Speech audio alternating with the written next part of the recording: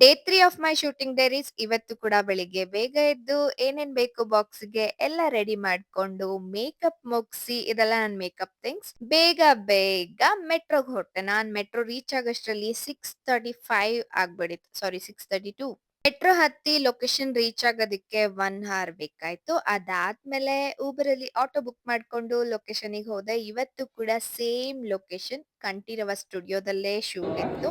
First scene ನಂದೇ ಇದ್ದಿದ್ರಿಂದ ಮನೆಯಿಂದನೇ ಕಾಸ್ಟ್ಯೂಮಲ್ಲಿ ಹೋಗ್ಬಿಟ್ಟಿದ್ದೆ ನಾನು. ಅದಕ್ಕೆ ನೀವು ಕಾಣ್ತಾ ಇರೋ ವಿಡಿಯೋ ಮಾಡ್ತಾ ಇದ್ದೀನಿ.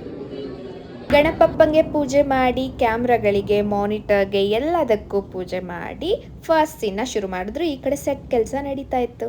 ಇವತ್ತು ಬೆಳಗ್ಗೆ ಬ್ರೇಕ್‌ಫಾಸ್ಟಿಗೆ 2 ಚಪಾತಿ, ಕ್ಯಾರೆಟ್ ಪಲ್ಯ ಮತ್ತೆ ಮಧ್ಯಾಹ್ನಕ್ಕೆ ತರಕಾರಿ ಪಲಾವ್, 2 ಮೊಟ್ಟೆ ಮತ್ತೆ ಸ್ವಲ್ಪ ಸೌತೆಕಾಯಿ, ಕ್ಯಾರೆಟ್ ಎಲ್ಲ ತಗೊಂಡು ಹೋಗಿದ್ದೆ. ಮಧ್ಯಾಹ್ನ ಊಟ ಆದ್ಮೇಲೆ ನಂಗೆ ಫ್ರೀ ಇದ್ದಿದ್ರಿಂದ ಸ್ವಲ್ಪ ಹೊತ್ತು ವಾಕ್ ಮುಗಿಸ್ಕೊಂಡೆ. ಸಂಜೆ ಸ್ನಾಕ್ಸಿಗೆ 2 ಆರೆಂಜ್ ತಿನ್ಕೊಂಡೆ ಆ್ಯಂಡ್ ನೈಟ್ ಎಫೆಕ್ಟ್ ಸೀನ್ ಇದ್ದಿದ್ರಿಂದ ಲಾಸ್ಟಲ್ಲಿ ನನ್ನ ಸೀನ್ಸೇ ಇತ್ತು. ಸೊ ಹಾಗಾಗಿ ಸೆಟ್ ಎಲ್ಲ ರೆಡಿ ಮಾಡ್ಕೋತಾ ಇದ್ರು.